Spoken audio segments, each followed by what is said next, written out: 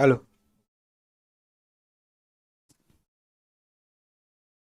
Hello random करने का sorry for એક ટેકનિકલ ઇશ્યુ. હવે આપણી ટીલે આ ટેકનિકલ ઇશ્યુ સોલ્વ કરી દીધો છે.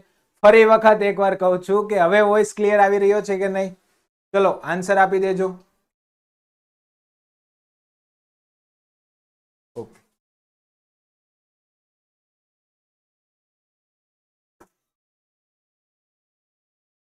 મારા વહાલા વનરક્ષક મિત્રો, હવે એકવાર ક્લિયર કહી દેજો કે મારો વોઇસ ઓકે, ડન. ચલો આવી ગયો ને? હું તમારે માટે ખેદ અનુભવું છું કે મેં તમને જે 2 મિનિટ પ્રવચન આપ્યું તે તમે સાંભળી ના શક્યા. તો આપણો સ્પેશિયલ ટોપિક ચાલી રહ્યો હતો પ્રાણી અને પક્ષી જગત, જેના 2 એપિસોડ આપણે પૂરા કર્યા. આજે ત્રીજો એપિસોડ અને આવતીકાલે આ ટોપિકનો લાસ્ટ એપિસોડ રહેશે. કેમ આપણે આટલું ડિટેલમાં લઈએ? તો જે પેપરનું એનાલિસિસ કરેલું છે, આ પેપરના એનાલિસિસ મુજબ એક એક્ઝામમાં એવરીથિંગ 8 થી 10 ક્વેશ્ચન પૂછાઈ ગયા. જો આટલા તમને 16 થી 20 માર્ક્સ અપાવતો ટોપિક હોય તો થોડોક ડીપમાં જવું જરૂરી છે. જે વિદ્યાર્થી મિત્રો ચેનલ ઉપર નવા છે, આગળ આપણે 8 એપિસોડ જોઈ ગયા છે, એક વખત જોઈને જોઈ લેજો. અને દરેક સેશનની પીડીએફ આપણી ટેલિગ્રામમાં પણ મૂકી દીધેલી છે, અને જો કોઈ બાકી હશે તો તાકીદા ધોરણે મૂકી દેવામાં આવશે. તો ચલો શરૂઆત કરીએ આપણે પ્રાણી અને પક્ષી જગત પાર્ટ 3 ની. પહેલો જ છે હેણોત્રો. આપણે ઓલરેડી જે સસ્તન પ્રાણીઓમાં મોટા વર્ગના પ્રાણીઓ હતા એના વિશે ડિટેલમાં ચર્ચા કરી ગયા છીએ. હવે થોડાક નાના પ્રાણીઓ પણ પૂછાઈ શકાય તેવા ઇમ્પોર્ટન્ટ. તો પહેલો જ છે હેણોત્રો, જેનું વૈજ્ઞાનિક નામ છે કેરેકલ કેરેકલ. શું છે? તો કે કેરેકલ કેરેકલ. હેણોત્રોને સામાન્ય રીતે ગશ અથવા શિયાગશ તરીકે પણ ઓળખવામાં આવે છે. ક્વેશ્ચન પૂછાય નીચેનામાંથી કયું પ્રાણી ગશ અથવા શિયાગશ તરીકે ઓળખાય? તો આપણો આન્સર રહેશે હેણોત્રો, જેનું સરેરાશ આયુષ્ય 15 થી 18 વર્ષ જેટલું જોવા મળે છે. ગર્ભાધાન સમય કેટલો? 70 થી 80 દિવસ. કેટલો? 70 થી 80 દિવસ. આપણે ગઈકાલે જોયું હતું, જો એવો ક્વેશ્ચન પૂછાય કે નીચેનામાંથી કયા પ્રાણીનો ગર્ભાધાન સમય સૌથી વધુ હોય, તો 22 મહિના સાથે હાથી લખવો.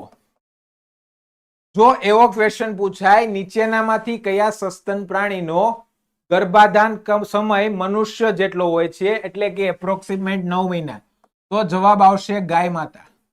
અને જો 10 મહિના પૂછાય તો આવશે ભેંસ. મોસ્ટ ઓફલી પાલતુ પ્રાણી પૂછાતા નથી, પરંતુ જસ્ટ ફોર ઇન્ફોર્મેશન, ગાયનો ગર્ભાધાન સમય મનુષ્યના ગર્ભાધાન સમય જેટલો જોવા મળે છે. ભેંસનો ગર્ભાધાન સમય 10 મહિના જેટલો હોય છે. ઓકે, ચલો. હેણોત્રો એ 2 પ્રાણીઓના મિશ્રણ જેવું દેખાય. એક કૂતરા અને બીજું છે બિલાડા. તમે જ્યારે હેણોત્રોને જુઓ છો ત્યારે ખાસ કરીને એના કાન અને જેના શરીરનો બાંધો છે કૂતરા જેવો, અને લુક એનું બિલાડી જેવું દેખાય છે. સૌથી વધુ હેણોત્રો ક્યાં જોવાય? તો કચ્છ અને સૌરાષ્ટ્રના નાના રણમાં, ખાસ કરીને જાડી ઝાંખરાવાળા અને રણ વિસ્તારમાં હેણોત્રો રહેવાનું વધુ પસંદ કરે છે. Okay, clear. ચલો આગળ વાત કરીએ.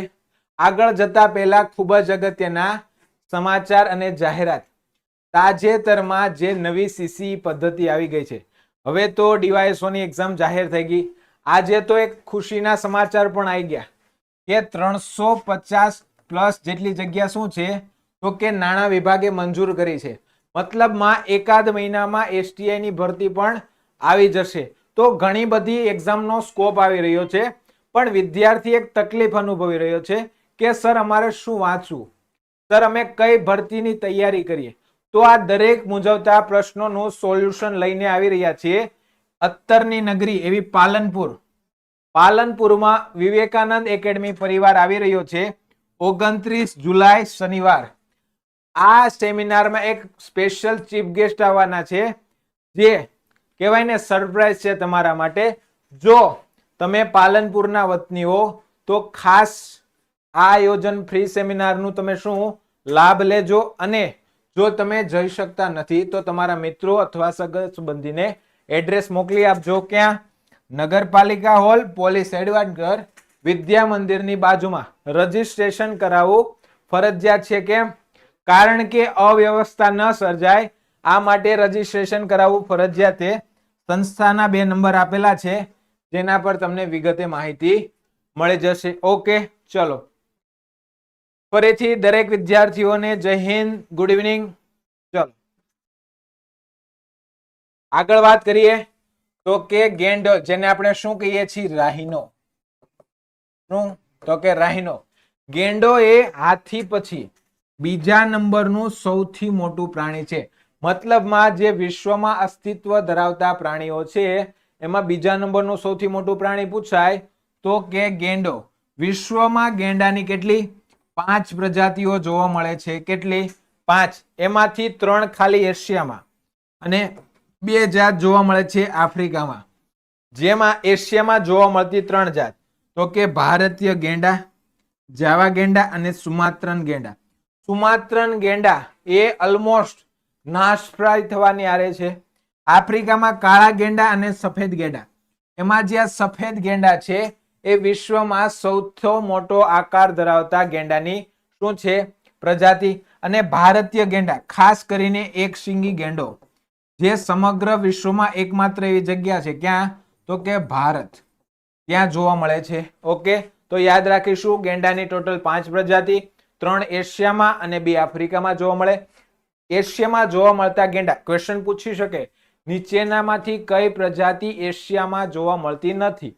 તો ભારતીય ગેંડા, જાવા ગેંડા અને સુમાત્રન ગેંડા એશિયામાં જોવા મળે, જ્યારે સફેદ ગેંડો અને કાળો ગેંડો એ ભારતમાં જોવા મળતો નથી.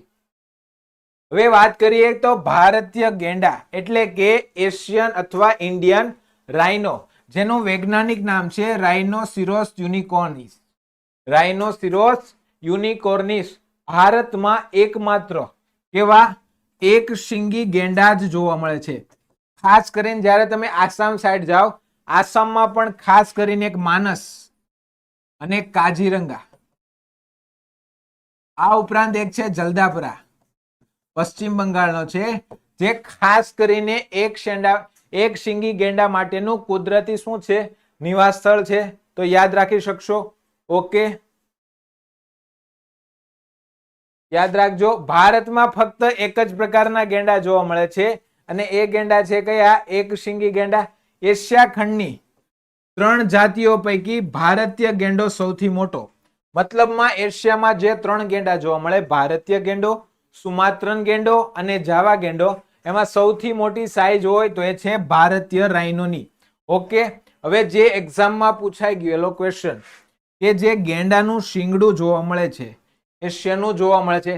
સામાન્ય રીતે જે આપણે કોઈ પણ પ્રાણીનું શીંગડું જોઈએ છીએ એ શીંગડું શેનું જોવા મળે છે? તો કે કેરોટીન. પરંતુ અહીંયા એવું હશે નહીં. ગેંડાનું જે શીંગડું છે એ સામાન્ય રીતે શું છે? વાળનું ઝુમખું. એક્ઝામમાં પૂછાઈ ગયેલો ક્વેશ્ચન શું છે? ગેંડાનું શીંગડું એ સામાન્ય રીતે શું જોવા મળે છે? વાળનું ઝુમખું. ભલે વાળમાં કેરોટીન હોય છે પણ ક્વેશ્ચન યાદ રાખજો.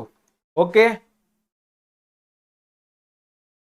ઓકે, પાક્કું યુવરાજસિંહ. આપણે સંપૂર્ણ પર્યાવરણ આવરી લઈશું.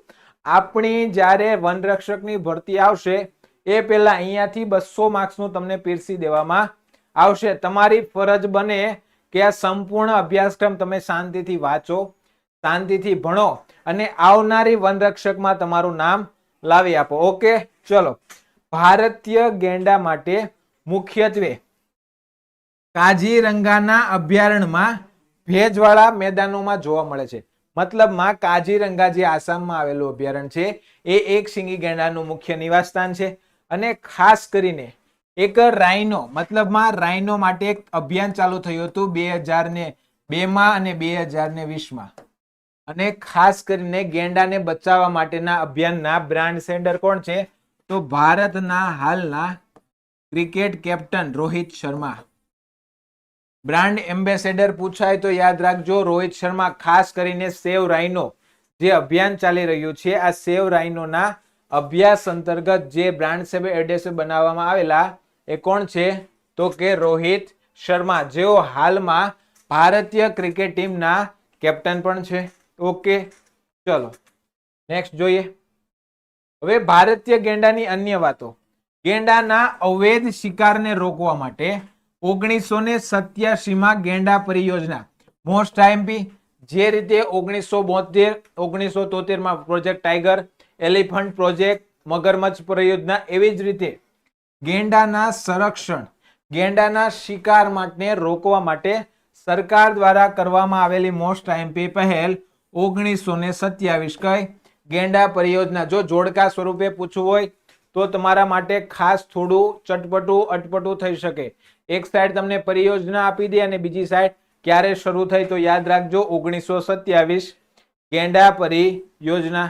ઓકે, ભારતીય એક શિંગુ ગેંડો જે મોસ્ટ આઈએમપી IUCN ની રેડ લિસ્ટમાં સંવેદનશીલ અને વન્ય ધારો 1972 માં અનુસૂચિ 1 માં મોસ્ટ આઈએમપી ભારતીય ગેંડો એ IUCN ની રેડ લિસ્ટમાં કઈ યાદીમાં જોવા મળે છે? તો કે સંવેદનશીલ. બરોબર. ખાસ કરીને જે એક શિંગી ગેંડો છે, આ એક શિંગીના ગેંડાનો શિકાર એના રહેલા હોર્ન મતલબમાં જે શિંગડું છે એમાંથી ખાસ કરીને કેન્સરની દવા, સૌંદર્ય પ્રસાધનો, આ બધી વસ્તુ ગેંડાના શિંગમાં પ્રાપ્ત થાય છે, જેના લીધે તેનો શું કરવામાં આવે છે? તો કે શિકાર કરવામાં આવે છે. ચલો આગળ જોઈએ. હવે જે રીતે આપણે ભારતીય ગેંડાની વાત કરી એ રીતે આફ્રિકન ગેંડા. આફ્રિકામાં ટોટલ ગેંડાની બે પ્રજાતિ, એક છે કાળા ગેંડા અને બીજા સફેદ ગેંડા, white rhino and black rhino. ખાસ કરીને બે શિંગડા જોવા મળે. જે રીતે ભારતના ગેંડામાં એક શિંગડું હતું, એવી જ રીતે તમે જે આફ્રિકન ગેંડા જોશો તો એકની જગ્યાએ બે શિંગડા જોવા મળશે. આ શિંગડાનો તે યુઝ શું કરે છે? તો જે પેલું શિંગડું હોય છે, સામાન્ય રીતે કોઈ પ્રાણી એના ઉપર અટેક કરે છે અથવા શું કરે છે, જ્યારે જમીન ખોદવી હોય તો પોતાના આત્મ સંરક્ષણ માટે પેલા શિંગડાનો ઉપયોગ કરતા હોય છે. તો ખાસ આ મુખ્ય ભેદ થઈ શકે છે નો, તો કે આફ્રિકન ગેંડા અને ભારતીય ગેંડા. શું? તો કે ભારતીય ગેંડામાં માત્ર એક શિંગડું જોવા મળે અને આફ્રિકન ગેંડામાં બે શિંગડા. સફેદ ગેંડો મતલબમાં વિશ્વમાં જે ગેંડાની 5 પ્રજાતિ છે એમાં જે વ્હાઇટ રાઇનો છે, કેવો? વ્હાઇટ રાઇનો સૌથી મોટા કદનો ગેંડો છે. ઓકે, ભારત સિવાય ગેંડાની એશિયાઈ જાતો શું થઈ છે? નામશેષ થઈ ગઈ છે. અને ભારતની પણ ગેંડાની શેમાં? ભયગ્રસ્ત શ્રેણી. પરંતુ IUCN ની રેડ લિસ્ટ પૂછાય તો ભારતીય ગેંડો કેમાં? સંવેદનશીલ યાદીમાં મૂકવામાં આવેલો છે. Okay, clear? યસ યુવરાજસિંહ, હું અહીંયાથી જેટલું કરાવો એની બહાર તમારે કશું કરવાની જરૂર નથી. આપણે થોડું ડિટેલમાં અને લોંગ શા માટે જઈએ છીએ કે બધી વસ્તુ તમારે કવર અપ થઈ જાય, બુક લેવાની પણ શું જરૂર પડે નહીં. Thank you Dhavalbhai. ચલો આગળ વાત કરીએ. ઘુડખર, જેના વિશે તમે દરેક વિદ્યાર્થી જાણકાર હશો, માહિતીગાર હશો. વૈજ્ઞાનિક નામ એકોસ હેમિયોનસ ખુર. એકોસ હેમિયોનર ખુશ. ખાસ કરીને ઘુડખરને આપણે જંગલી ગધેડા અથવા ખરના નામે ઓળખીએ છીએ. શું? જંગલી ગધેડા અથવા ખરના નામે ઓળખીએ છીએ. સમગ્ર વિશ્વમાં જો ક્વેશ્ચન પૂછાય, સમગ્ર વિશ્વમાં એકમાત્ર ઘુડખર માટેનું સંવર્ધન કેન્દ્ર અથવા સંરક્ષણ કુદરતી નિવાસ સ્થાન પૂછાય તો કે કચ્છનું નાનું રણ. શું આવશે? કચ્છનું નાનું રણ. અને કચ્છના મોટા રણમાં શું? સુરખાબ નગર, એટલે કે ફ્લેમિંગો માટે ખાસ. તો ઘુડખર માત્ર ગુજરાતના કચ્છ જિલ્લાના નાના રણમાં જોવા મળે છે. આ માટે સરકારે 1973 માં કચ્છના નાના રણમાં શું જાહેર કરેલું છે? ઘુડખર અભયારણ્ય. જંગલી ગધેડા વિશ્વનું એકમાત્ર એવું અભયારણ્ય પૂછાય તો પણ કચ્છ યાદ રાખજો. જંગલી ગધેડા અથવા ખર તરીકે પણ તેને ઓળખીએ છીએ. ઓકે, ચલો નેક્સ્ટ જોઈએ. ફરી એક નાની એવી જાહેરાત છે. ખાસ કરીને ક્લાસ 1 થી લઈને ક્લાસ 3 સુધીની તમામ પરીક્ષાઓની તૈયારી કરાવતી એકમાત્ર બેચ તો વિવેકાનંદની જનરલ બેચ. હવે તો તમારે ખાસ DYSO, નજીકના ભવિષ્યમાં STI પણ આવી ગઈ છે અને 1-2 પણ આવવાની છે. સાથે સાથે ક્લાસ 3 ની 7000 જેટલી માંગણાઓ કરવામાં આવે છે. ભરતી નથી આવી, હજી તો માંગ કરી છે. તો આ બધી તમામ એક્ઝામોને આવરી લેતી એકમાત્ર જો બેચ છે એ જનરલ બેચ શરૂ થવા જઈ રહી છે 27 જુલાઈ, એટલે કે આવતીકાલે. ક્યારે? સવારે 7 થી 11 અને સાંજે 5 થી 8 આ બેચ શરૂ થવા જઈ રહી છે. તો ખાસ રજીસ્ટ્રેશન શરૂ છે. વધુ પડતી સંખ્યા ના આવે માટે લિમિટેડ સંખ્યામાં બેચ શરૂ થશે. તો જે વિદ્યાર્થીઓ એડમિશન લેવા માંગતા હોય અથવા બેચ વિશે માહિતી લેવા માંગતા હોય, નીચે સંસ્થાના 2 નંબર છે, કોન્ટેક્ટ કરીને માહિતી લઈ શકો છો. ચલો આગળ વાત કરીએ બિલાડી. હવે સર બિલાડીમાં શું ભણવાનું? બિલાડી વિશે તમને બધી ખબર હોય, પણ જોઈએ તમને કેટલી ખબર છે. પહેલા વૈજ્ઞાનિક નામ ફેલિસ કેટસ. શું નામ છે? ફેલિસ કેટસ. ખાસ કરીને બિલાડી સસ્તન વર્ગના માંસજ શ્રેણીના ફેલિડે કુળનું શું છે? પ્રાણી. માંસાજ શ્રેણીના ફેલિડી કુળનું પ્રાણી કોણ છે? તો યાદ રાખજો બિલાડી. જંગલી બિલાડીને પાલતુ બનાવવાની શરૂઆત કોણ કરે છે? જો કે ઇજિપ્તના લોકો. તમે ખાસ કરીને યસ, આપણે ખાસ કરીને તમે કેમ છો એન્વાયરમેન્ટ કરંટ, આપણે કરંટ એન્વાયરમેન્ટને લગતું કરંટ, ગુજરાતી વ્યાકરણ અને ગણિત આ તમામના લેક્ચર પણ આવવાના છે. ટેન્શન ના લેતા, આવી જશે. ઓકે ચલો. ખાસ કરીને તમે જોયું છે ઇજિપ્તના પિરામિડ, ત્યાં પણ અમુક આકૃતિઓ તમને બિલાડી જેવી દેખાશે. તો યસ, જંગલી બિલાડીને પાલતુ બનાવવાની શરૂઆત કરનાર દેશ કયો હતો? તો કે ઇજિપ્ત. બિલાડીનું સરેરાશ આયુષ્ય કેટલું જોવા મળે છે? તો કે 14 વર્ષ જેટલું. આગળ વાત કરીએ તો બિલાડીનો સમૂહ, જે રીતે આપણે ગઈકાલે જોયું હતું સિંહનો સમૂહ, તો શું કહેવાય? પ્રાઇડ. એ રીતે પૂછે તો કે બિલાડીનો સમૂહ શું કહેવાય? કલ્ટર અથવા કલ્ટર. શું કહેવાય? બિલાડીના સમૂહને કહેવાય કલ્ટર. રણ બિલાડી. હવે બિલાડીના અમુક પ્રકાર જોઈએ તો કે રણ બિલાડી ખાસ કરીને કચ્છ અને બનાસકાંઠામાં જોવા મળે છે, જેને કચ્છી ભાષામાં શું કહેવાય? જેંગસીનો.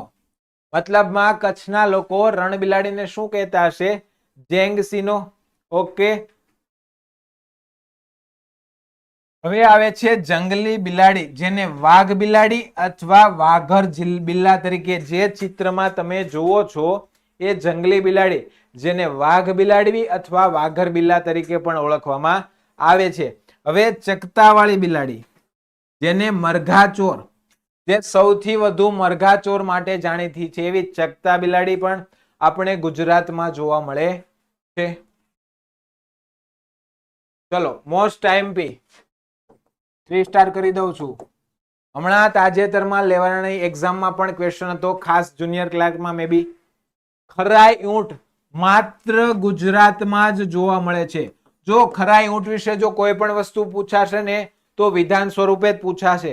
એવી રીતે પૂછાશે કે ખરાઈ ઊંટ સંબંધિત નીચેનામાંથી કયું વિધાન અયોગ્ય છે? યાદ રાખજો, માત્ર ગુજરાતમાં જ જોવા મળે છે. તો યસ, દરિયાકાંઠા અને રણ પ્રદેશમાં રહી શકે છે. કોણ? તો કે ખરાઈ ઊંટ.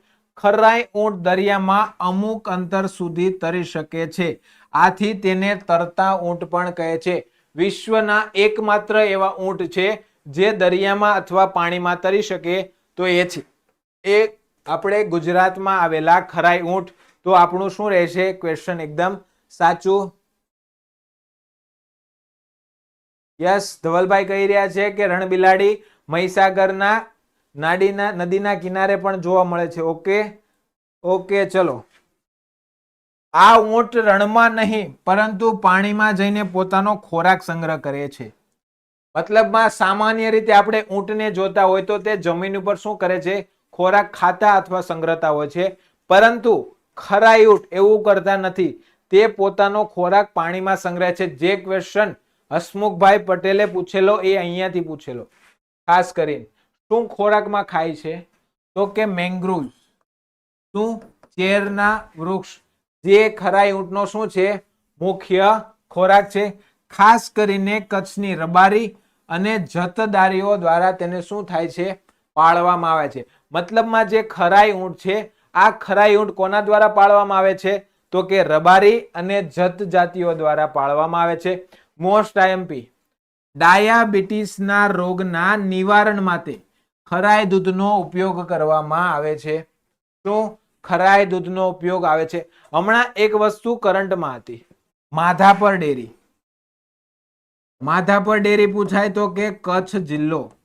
હવે ચર્ચામાં એટલી હતી કે વિશ્વની એકમાત્ર એવી ડેરી બની જેણે જે ઊંટના દૂધમાંથી જે સ્મેલ આવતી હતી, દુર્ગંધ આવતી હતી, એ દુર્ગંધ દૂર કરનાર બતાવનાર એકમાત્ર ડેરી છે તો કચ્છમાં આવેલી માધાપર ડેરી. કારણ કે જે ઊંટનું દૂધ છે એમાંથી જે દુર્ગંધ આવે છે, આ દુર્ગંધ દૂર કોણે કરી બતાવી, તો કે માધાપર ડેરીએ.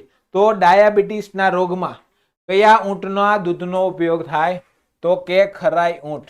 ઓકે, હાલમાં ખરાઈ ઊંટની સંખ્યા કેટલી છે, 900 જેટલી છે. ભારત સરકાર દ્વારા 2016માં કચ્છના ખરાઈ ઊંટને રાષ્ટ્રીય માન્યતા પણ આપી દીધી છે. મતલબમાં એ ઓફિશિયલ પાણી પણ જાહેર કરી દીધેલું છે. તો યાદ રાખજો, ખરાઈ ઊંટ માત્ર ગુજરાતમાં જ જોવા મળે છે. જે પાણીમાં તરી શકતા હોવાથી તરતા ઊંટની ઉપમા આપવામાં આવેલી છે. તેઓ પોતાનો ખોરાક પાણીમાં સંગ્રહ કરે છે.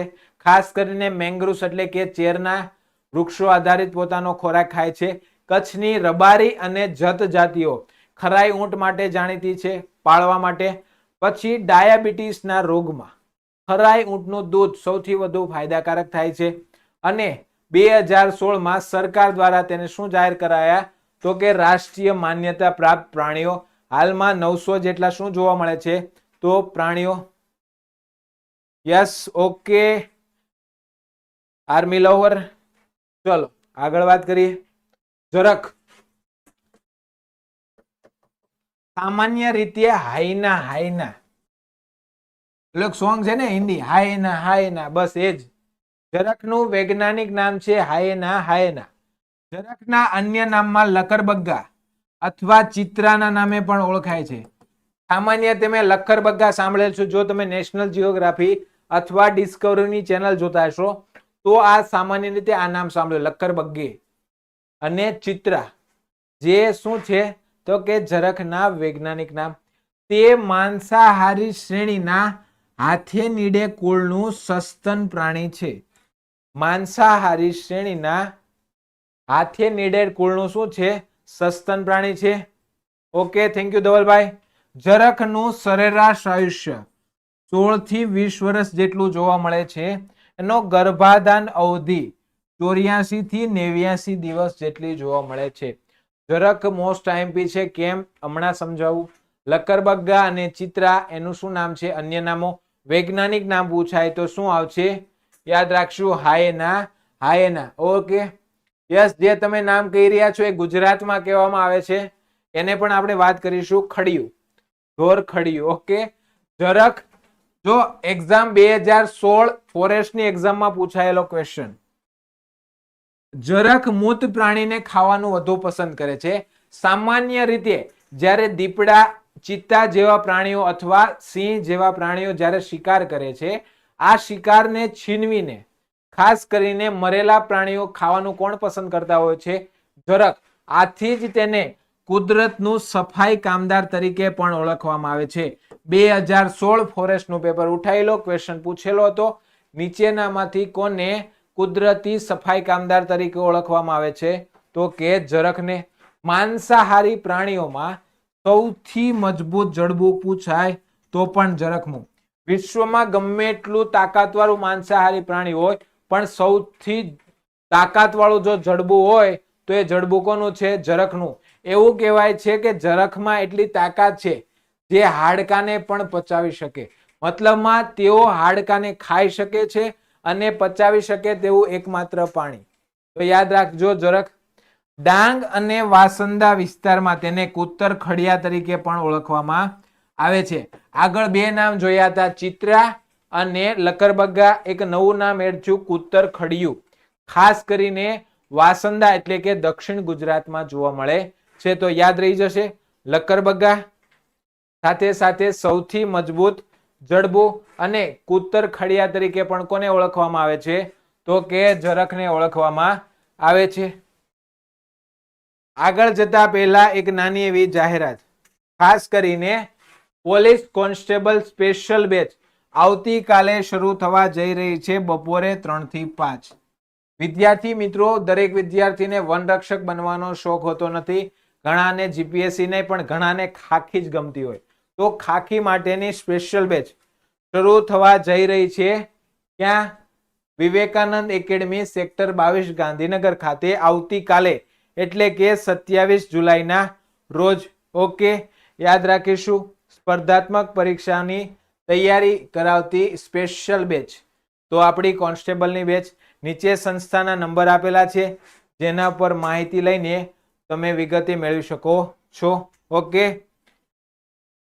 યાદ રાખજો. બસ, નેટ પૂરું. ચલો આગળ વાત કરીએ. લાલ પાંડા. લાલ પાંડા એ સિક્કિમનું રાજ્ય પ્રાણી છે. જો એવો ક્વેશ્ચન પૂછાય, એકમાત્ર લાલ પાંડા માટેનું નેશનલ પાર્ક, તો યાદ રાખીશું સિક્કિમમાં આવેલો જ નોકરેક. નોકરેક નેશનલ પાર્ક, જે લાલ પાંડા માટે પણ જાણીતો છે. ઓકે, લાલ પાંડા એ શું છે? તો કે લાલ પાંડા એ સિક્કિમનું રાજ્ય પ્રાણી છે. વિશ્વમાં માત્ર 2 જ પ્રજાતિ પાંડાની જોવા મળે. એક જાયન્ટ પાંડા અને બીજા છે રેડ પાંડા. ઓકે, વિશ્વમાં માત્ર 2 જ અલગ અલગ પાંડાની પ્રજાતિ જોવા મળે. એક છે લાલ પાંડા અને બીજા છે જાયન્ટ પાંડા. લાલ પાંડા સામાન્ય રીતે શંકુદાર જંગલો અને સમશીતોષ્ણ પહોળા એવા પાંદડાવાળા જંગલોમાં જોવા મળે છે. ખાસ કરીને બર્ફીલો વિસ્તાર, એકદમ શાંત સ્વભાવના જોવા મળે છે. એકદમ શાંત. ઓકે, લાલ પાંડા ભારતમાં 1996માં WWF ની સહાયતાથી લાલ પાંડા પરિયોજનાની શરૂઆત થઈ હતી. વર્લ્ડ વાઇલ્ડ લાઇફ ફંડની મદદથી 1996માં એક પરિયોજના શરૂ થઈ. કઈ? તો કે રેડ પાંડા પરિયોજના. ઓકે, જેને આ યોજના શરૂ કરવાનો હેતુ શું હતો? કે અત્યારે જે લાલ પાંડાની વસ્તી વિશ્વમાં સતત ને સતત ઘટી રહી છે, કારણ કે IUCN ની રેડ લિસ્ટમાં તો તેને લુપ્તપ્રાય પ્રાણીમાં સમાવેશ કરી દીધો.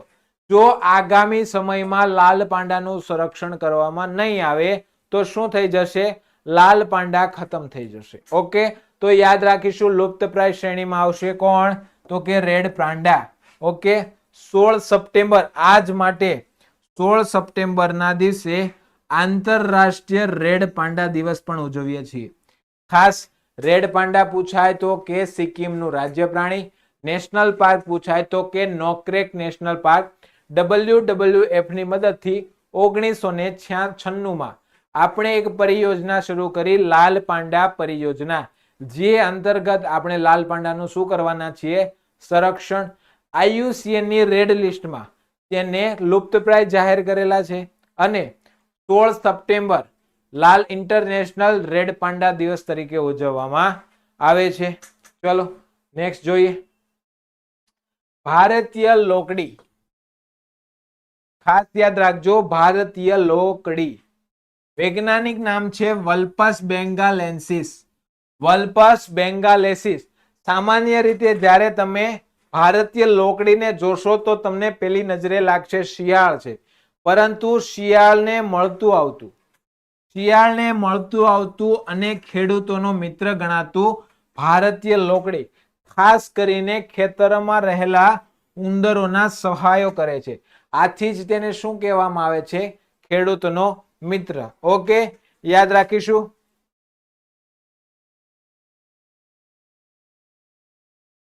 લોકડીનું સરેરાશ આયુષ્ય 6 વર્ષ જોવા મળે છે. ગર્ભાધાન સમય કેટલો? તો કે 50 દિવસનો. તે જમીનમાં બખોલ બનાવીને રહે છે. આ બખોલને ધાત તરીકે ઓળખવામાં આવે છે. Most IMP. ભારતીય લોકડી દ્વારા જે બખોલ બનાવવામાં છે, જે બખોલમાં તેઓ રહે છે, આ બખોલ કયા નામે ઓળખાય છે? તો કે ધાત તરીકે ઓળખાય છે, યાદ રાખીશું. હવે વાત કરીએ વરુ, મોસ્ટ આઈએમપી. વરુ વૈજ્ઞાનિક નામ યાદ રાખીશું, કેનિસ લ્યુસસ પેલિપસ. કેનિસ લ્યુપસ પેલિપસ. વરુના અન્ય નામ નાર, નાઓર, ભેડિયા અને લંગડા. ખાસ કરીને આવું જે અવાજ છે તમે ભેડિયાનો સાંભળેલો છે. ખાસ કરીને તમે પૂનમની રાતે, આપણે એક મૂવી પણ આવી ગયું છે વરુણ ધવનનું ભેડિયા, તો બસ જે ભેડિયા બતાવે એ જ ભેડિયા એટલે વરુ. ખાસ કરીને માંસાહારી શ્રેણીના કેનિડે કુળનું શું છે તો કે સસ્તન પ્રાણી છે. કેનું? કેનિડે કુળનું સસ્તન પ્રાણી છે. ભારતનું સૌથી મોટું શ્વાન વર્ગનું પ્રાણી.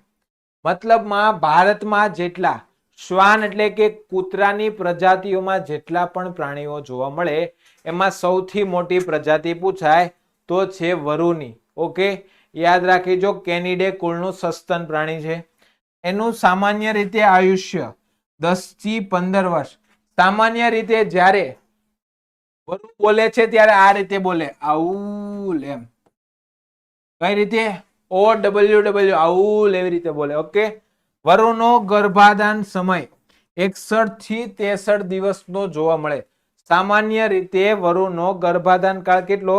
61 થી 63 દિવસ જેટલો જોવા મળે છે. સૌથી વધુ વરુ ગુજરાતમાં ક્યાં જોવા મળે તો કે કચ્છ જિલ્લામાં. ક્યાં જોવા મળે છે તો કે કચ્છ જિલ્લામાં. કચ્છ ઉપરાંત સુરેન્દ્રનગર, જામનગર, ભાવનગર અને બનાસકાંઠા જિલ્લામાં પણ શું જોવા મળે છે? સામાન્ય રીતે વરુ. વરુ એ સામાન્ય રીતે માનવી પર અટેક કરતા નથી. ઓકે. અને વરુને વન્યજીવ ધારો 1972 માં અનુસૂચિ નંબર 1 માં પણ સમાવેશ કરવામાં આવેલો છે. વરુ વિશે બહુ નથી પણ યાદ રાખીશું. ઓકે, ચલો. હવે શિયાળ, કેનિયસ ઓરિયસ એનું વૈજ્ઞાનિક નામ છે. આપણે સામાન્ય રીતે એને શાળિયું કહેતા હોય, સૌરાષ્ટ્રની ભાષામાં એને શાળિયું કહેવાય. ઓકે. વૈજ્ઞાનિક નામ છે કેનિસ ઓરિયસ. તે કૂતરા કરતા નાનું અને વરુ જેવું જ દેખાય છે. કોના જેવું? સામાન્ય રીતે તમે જ્યારે શિયાળને જુઓ છો ત્યારે કૂતરા કરતા થોડુંક નાનું અને એના મોઢાનો આકાર ખાસ કરીને વરુ જેવો દેખાય. Most IMP question. શું? તો કે જે શિયાળ અવાજ કરે છે એને શું કહેવામાં આવે છે? લાળી. સામાન્ય રીતે શિયાળ એ ગ્રુપમાં નહીં પરંતુ એકલા અટુલું જોવા મળે છે અને જ્યારે સમૂહમાં અવાજ કરે છે ત્યારે એને લાળી. આપણે ગામડામાં આપણા વડીલો કહેતા હોય છે, જો શાળિયું લાણી કરી રહ્યું છે, તો આ એ જ લાળી. ઓકે, યાદ રાખજો. યસ, ઇન્ડિયાનું પૂછાય તો રાજસ્થાન, પરંતુ ગુજરાતનું પૂછાય તો કચ્છ. ઓકે.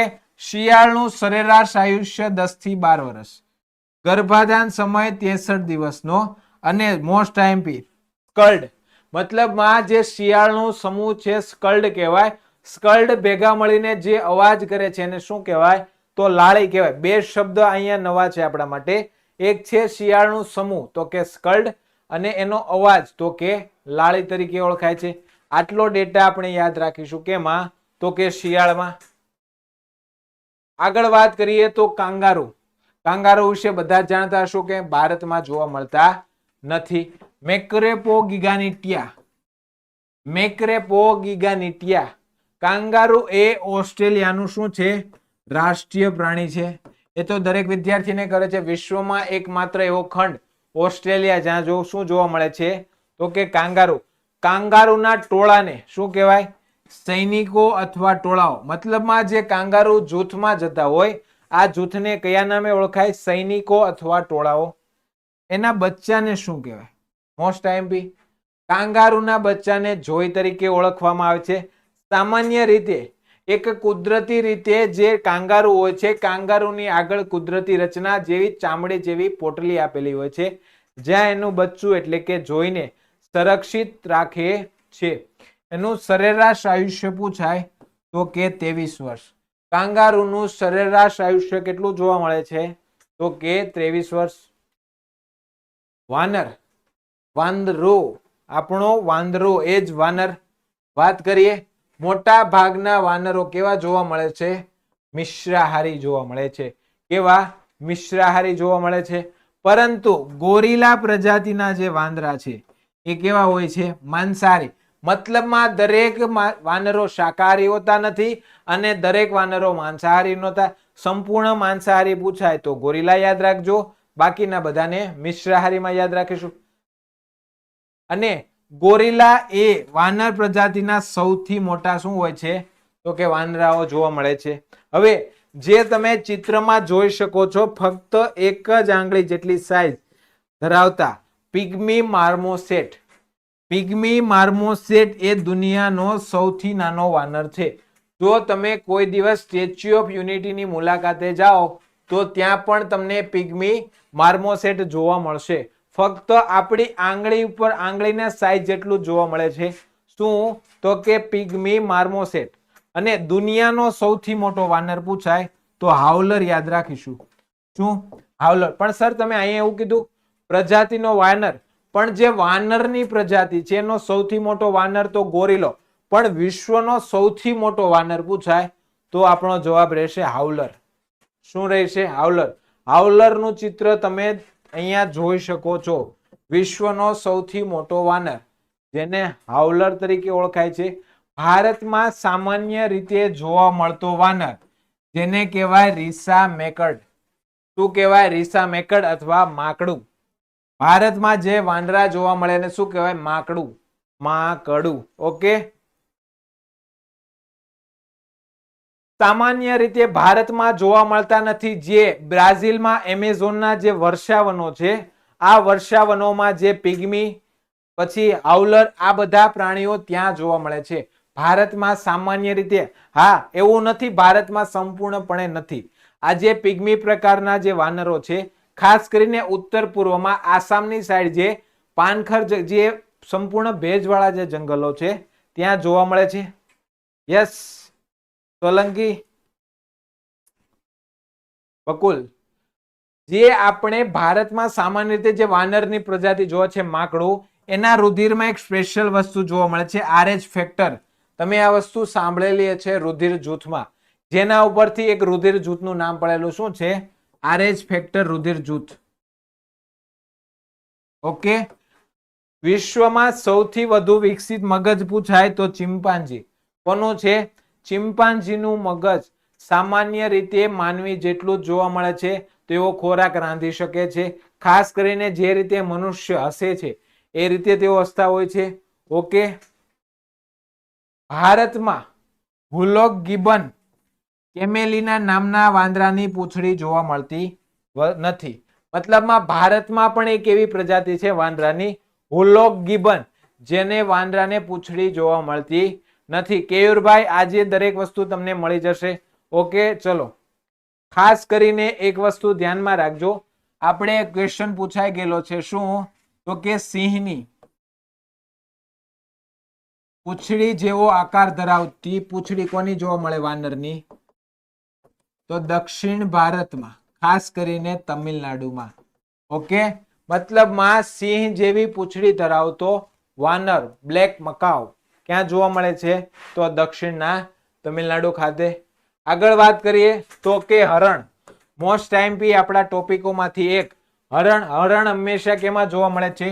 ટોળામાં. એક હરણ વિશે ધ્યાન રાખજો. એક હરણ વસ્તુ અલગ છે અને એક મૃગ વસ્તુ અલગ છે. બે વચ્ચેનો ભેદ હમણાં આપણે જોઈશું. પેલા હરણ ભણી લઈએ અને પછી મૃગ જોઈ લઈએ. ક્વેશ્ચન પૂછાય તો આપણે કન્ફ્યુઝ ના થઈએ. Okay. Yes, lion take macaw. હરણ હંમેશા ટોળામાં વસવાટ કરે છે જેને કહેવાય હર્ડ. મતલબમાં હરણનું જે ટોળું જતું હોય એને સામાન્ય રીતે આપણે કહી શકીએ હર્ડ જઈ રહ્યું છે. શું? તો કે હરણના ટોળાને કહીશું હર્ડ. હરણની ભારતમાં 8 પ્રજાતિ જોવા મળે છે. કેટલી? 8. એમાંથી ગુજરાતમાં કેટલી? 3. કેટલી જોવા મળે? 3 માં સાબર, ચિત્તલ અને બારસિંગા. હરણમાં ફક્ત મોસ્ટ આઈએમપી નર હરણ જ શિંગડા ધરાવે છે. હરણમાં ફક્ત નર જ શિંગડા ધરાવે છે, માદા શિંગડા ધરાવતી નથી. જે મજબૂત અને શાખાવાળા હોય છે, જે દર વર્ષે આપોઆપ શું થાય છે? ખરી જાય છે, જેને શું કહેવામાં આવે છે? એન્ટલર. હવે અહીંયાથી એક ક્વેશ્ચન પૂછાણો હતો. શું પૂછાણો હતો? જે આ નર હરણના શિંગડા ખરી જાય છે એને કહેવામાં આવે છે એન્ટલર. તો આ એન્ટલર કોનો મનપસંદ ખોરાક છે? તો યાદ રાખજો શાહુડી. કોણ? શાહુડીનો મનપસંદ ખોરાક કોણ છે? એન્ટલર. એન્ટલર શું છે? તો કે નર હરણના ખરી ગયેલા શિંગડાઓ. ઓકે, આ શિંગડા વિશે યાદ રાખજો કારણ કે મૃગમાં મોસ્ટ આઈએમપી તફાવત તરીકે આપણે જોઈશું. ઓકે, ચલો આગળ વાત કરીએ. સાબર હરણની એક મોટી પ્રજાતિ, મતલબમાં ભારતમાં જેટલી 8 પ્રજાતિ જોવા મળે, 8 પ્રજાતિમાં સૌથી મોટી પ્રજાતિ કોની છે? તો યાદ રાખજો સાબરની. સાબર એ ભારતમાં જોવા મળતી સૌથી મોટી હરણની શું છે? તો કે પ્રજાતિ. સાબરને જંગલના સંતરી, જો યાદ રાખજો, જે રીતે ઝરખને જંગલના સફાઈ કામદારની ઉપમા મળી, એ જ રીતે સાબરને શું કીધા?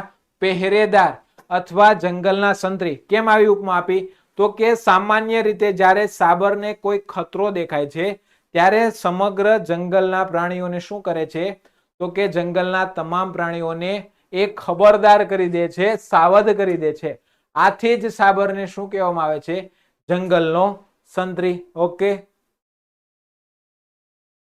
સર વાસંદા નેશનલ પાર્કમાં જોવા મળે છે શાહુડી, એવું? Okay, done. ચલો, જંગલના છત્રી તરીકે તો કે સાબરને યાદ રાખીશું. વિશેષ ઉપનામની જે વાત કરીએ ને વિદ્યાર્થી મિત્રો, એ તમારે યાદ રાખવાના છે. હવે આવે છે ચિત્તલ. બધા હરણોમાં સૌથી સુંદર દેખાય છે, જેને પઢું અથવા પંશુ એના સ્થાનિક નામ છે. જે ચિત્ર તમે જોઈ રહ્યા છો એ ચિત્તલનું છે, જે બધા હરણોમાં એવું કહેવાય છે સૌથી સુંદર દેખાય છે, જેને શું કહેવાય? પંઢુ અથવા પંશુ તરીકે ઓળખીએ છીએ. ભેંકર ભારતમાં જોવા મળતા ભેખર નામના હરણની પ્રજાતિ, જે સૌથી નાનું હરણ છે. શું છે? સૌથી નાનું હરણ. હવે શાંઘાઈ હરણ વિશે તો દરેક વિદ્યાર્થી માત્ર જાણતા હશે. ડાન્સિંગ ડિયર સામાન્ય રીતે મણિપુરમાં આવેલો વિશ્વનો એકમાત્ર તરપો પાક કયો? કેબુલ લામજાઓ, જે લોકતક સરોવરમાં આવેલો છે. આ લોકતક સરોવર ઉપર થાય છે ફૂમડી નામનું ઘાસ, અને ત્યાં સામાન્ય રીતે જોવા મળે છે શું? શાંઘાઈ હરણ. ઓકે, તો શાંઘાઈ હરણ એટલે કે નાચતું હરણ. ઓકે, ડન ડન પટેલ સરકાર. Okay, done. ચલો હવે આગળ વાત કરીએ મૃગ. હવે મેં તમને કીધેલું કે મૃગ અને હરણ એક નથી, એમાં તફાવત જોવા મળે છે. શું તફાવત જોવા મળે છે?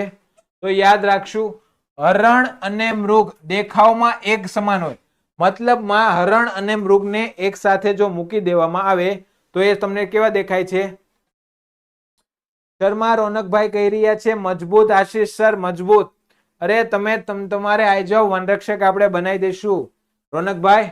ચલો, જો સામાન્ય રીતે યાદ રાખો, જો હરણ અને મૃગને એક જગ્યાએ તમે ઉભા રાખો તો દેખાવમાં એક સમાન હોય, પણ મેન તફાવત શું છે? તો કે શિંગડા. યાદ રાખજો, સૌથી મોટો તફાવત જો મૃગ અને હરણ વચ્ચે હોય તો એ તફાવત છે શિંગડાનો. કેમ હોય? તો કે મૃગના શિંગડા પોલા, શાખા વગરના અને રીંગવાળા જોવા મળે છે, જે આજીવન રહે છે. આ શિંગડાને શું કહેવાય? હોર્ન. તમે મારા કહેવાનો મતલબ જ સમજી ગયા છો. તમને એક વખત એક ફોટો પ્રીવિયસ લઈ જાઓ. જુઓ, આ ચિત્તલ છે. ચિત્તલના તમે શિંગડા જોતા હશો તો શાખામાં વિભાજિત હશે. એવી જ રીતે જ્યારે મૃગના કોઈ પણ ના જોઈએ છીએ તો શાખાવાળા ન હોતા એક સમાન જોવા મળે છે.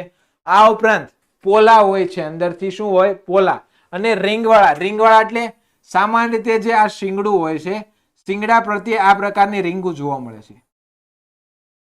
એટલે મૃગ અને હરણમાં આ પ્રકારની એક શિંગડાની વિશેષતા જોવા મળે.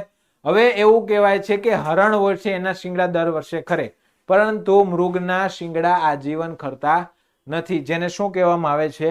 હોર્ન તરીકે ઓળખવામાં આવે છે. ચલો આગળ વાત કરીએ મૃગમાં. તો કે કાળિયાર. મૃગની 4 પ્રજાતિ ગુજરાતમાં જોવા મળે: કાળિયાર, નીલગાય, ચિંકારા અને ચૌશિંગા. આ 4 પ્રકારના મૃગની પ્રજાતિ ક્યાં જોવા મળે છે? તો કે આપણે ગુજરાતમાં. એમાં નીલગાય એશિયાનું સૌથી મોટું મૃગ, જેને બુલ તરીકે પણ ઓળખીએ. જે નીલગાય છે, નીલગાયની એશિયાનું સૌથી મોટું મૃગ ગણાય, જેને બુલ તરીકે પણ ઓળખવામાં આવે છે. કાળિયાર ચિત્તા બાદ સૌથી ઝડપથી દોડતું પ્રાણીઓમાંથી એક. મતલબમાં જે સૌથી ટૂંકા અંતરે વાત કરીએ તો કે ચિત્તો એ સૌથી ઝડપથી ટૂંકા અંતરે દોડતું પ્રાણી. બીજા નંબરે કોઈ પૂછાય તો યાદ રહી જશે કોણ? તો કે મૃગ. કાળિયાર પંજાબ અને હરિયાણાનું શું છે? રાજ્ય પ્રાણી છે. કાળિયાર વિશે તો ખબર જ હશે. એકમાત્ર નેશનલ પાર્ક વેળાવદર ભાવનગર. એકમાત્ર કાળિયારનું સંવર્ધન ક્ષેત્ર તો કે કયું આવશે? તો કે વેળાવદર ભાવનગર ખાતે. હવે લાસ્ટ અને આપણા સેશનનો છેલ્લો ટોપિક કસ્તુરી મૃગ. કસ્તુરી મૃગ સામાન્ય રીતે હિમાલય ક્ષેત્રમાં આવેલા ચંબા ઘાટીથી શરૂ કરીને સિક્કિમ સુધી દરેક જગ્યાએ જોવા મળે છે. આ પ્રજાતિમાં નર મૃગમાં શું જોવા મળે છે? કસ્તુરી જોવા મળે. મતલબમાં જે કસ્તુરી મૃગની પેર હોય છે એમાં જે નર કસ્તુરી હોય છે એની નાભીમાં શું જોવા મળે છે? કસ્તુરી. આ કસ્તુરીનો ઉપયોગ શું થાય છે? તો કે સુગંધિત દ્રવ્ય એટલે કે ઇતર બનાવવા માટે થાય છે. 1970 માં IUCN ના સહયોગથી એક પરિયોજના શરૂ થાય છે. કઈ? કસ્તુરી મૃગ પરિયોજના. કારણ કે માનવી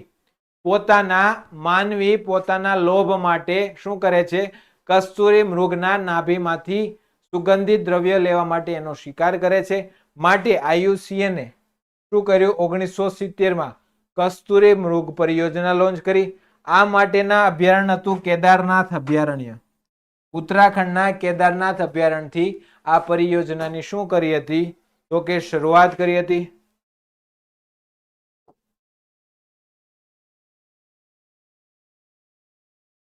ઓકે, તમને કાલની પીડીએફ અને હાલની પીડીએફ આજને આજ હમણાં રાત્રે 12 વાગ્યા પહેલા ટેલિગ્રામ ચેનલમાં આવી જશે. ઓકે, એ પાક્કું છે. ઓકે, ચલો. હવે વિદ્યાર્થી મિત્રો આપણે થોડુંક બોરિંગ જેવું લાગે. કેમ? કારણ કે એકના એક પ્રાણીઓ ભણવા સર બોરિંગ જેવું લાગે, પરંતુ આપણું ડિટેલમાં લેવાનું શું કામ છે? કારણ કે આપણે કોઈ બુક્સનું સજેશન કરતા નથી. તમારે કોઈ અન્ય પ્લેટફોર્મ ઉપર અથવા અન્ય કોઈ પીડીએફ વાંચવી પડે નહીં. માટે આપણે કોશિશ કરીએ છીએ કે બધું તમને અહીંયાથી આપી દે. બરોબર? આમાંથી શું શું તમારે વાંચવાનું એ પણ હું તમને સમજાવું છું. કારણ કે આ વસ્તુ એક્ઝામમાં પૂછાય છે અને આ રીતે વાંચો તો તમારે કંઈ નવું વાંચવાની પણ જરૂર નથી. ટેલિગ્રામમાં રેગ્યુલર પીડીએફ આવે છે. તો લેક્ચર ભર્યા પછી ચલો 1-2 દિવસ આપણે લેટ થઈએ છીએ થોડક આપણે પીડીએફ આપવામાં, પણ ટ્રાય કરીશું જ્યારે લેક્ચર પતે તરત તમારા સુધી શું આવી જાય? પીડીએફ આવી જાય. તો ખાસ પીડીએફ વાંચો અને લેક્ચર જુઓ. આગામી વન સંરક્ષકમાં કોઈ પણ પ્રકારની તકલીફ પડશે નહીં. હજી વિદ્યાર્થી મિત્રો આજે થયો છે બુધવાર. દર રવિવારે જે આપણે ટેસ્ટ રાખીએ છીએ, જે વિદ્યાર્થી મિત્રએ હજી આપણી વિવેકાનંદ એકેડમીની online application academy for GPSC download નથી કરી લેજો. કારણ કે લેક્ચરનો સંપૂર્ણ ટેસ્ટ તમને ત્યાં જોવા મળશે. ઓકે, ગઈ વખતે આપણે એક તકલીફ થઈ હતી, પરંતુ શનિવારે હું તમને ફરી વખત આપણી એપ્લિકેશન વિશે સમજાવીશ. માટે જે વિદ્યાર્થી મિત્રો ગઈ વખતે શું ટેસ્ટ નથી આપી શક્યા એ પણ ટેસ્ટ આપશે. તો ખાસ આવતીકાલે આપણો પ્રાણી અને પક્ષી જગતનો લાસ્ટ લેક્ચર હશે અને પછી શરૂ થશે આપણું પર્યાવરણ. જે મોસ્ટ ટાઈમ બી કહેવાય ને તો પર્યાવરણીય સંમેલનો, ઘણી બધી સંધિઓ થઈ છે, પર્યાવરણને લગતા આંદોલનો, પર્યાવરણના પુરસ્કાર, પર્યાવરણીય પુરસ્કાર, પર્યાવરણને લગતા વ્યક્તિઓ, આ દરેક વસ્તુ હવે આપણે કહેવાય ને તો આમ ગણીએ તો આવતા સોમવારથી શરૂ થઈ જશે. જે ઓલા થોડાક નાના નાના ચીરપુટ ટાઈપના જે ચેપ્ટરો છે ને એ આપણે પેલા લઈ લે એટલે તમને પણ મજા આવે. યસ યુવરાજસિંહ, ઓલમોસ્ટ આમ તો ટોટલી આપણે શું કરશું? ટોપિક આવરી લઈશું. તમારે કંઈ કરવું નહીં પડે. આપણી પાસે હજી એપ્રોક્સ ગણીએ ને તો 2 મહિના તો પાક્કા જ છે. કેટલા? 2 મહિના તો પાક્કા જ છે. બરોબર? જે રીતનો 6th સેન છે એ પ્રમાણે 2 મહિના મળશે. આપણો સિલેબસ એ પહેલા જ પૂરો થઈ જશે. ઓકે, તો વિદ્યાર્થી મિત્રો વધુ સમય ના બગાડતા હું રજા લઉં છું. સવારે જોડાવાનું ભૂલશો નહીં. સવારે 8 વાગે કરંટ અફેર્સનો લેક્ચર છે. ખાસ કરીને આપણે ખાલી ફોરેસ્ટમાં એવું નથી. શું? ફોરેસ્ટમાં ખાલી આપણે પર્યાવરણ નથી, કરંટ અફેર્સ પણ ગયા વખતે 22 માર્ક્સનું હતું. 11 ક્વેશ્ચન હતા એટલે કે 22 માર્ક્સનું કરંટ હતું. તો અત્યારે રેગ્યુલર આપણે 40, 50 અને 1 કલાકનો જે સવારે લેક્ચર હોય છે એ જોઈ લો. સાથે સાથે આપણે 8:30 વાગે તો કરાવવાના જ છીએ. ઓકે, તો આ બંને ટોપિક ભેગા કરવાથી શું થશે? આપણું કરંટ પણ સ્ટ્રોંગ થઈ જશે. તો મળીએ વિદ્યાર્થી મિત્રો કાલે સવારે 8 વાગે. હું આશીષ ધાંધલિયા રજા લઉં છું. ખૂબ વાંચો, ખૂબ મહેનત કરો. અસ્તુ. જય હિન્દ.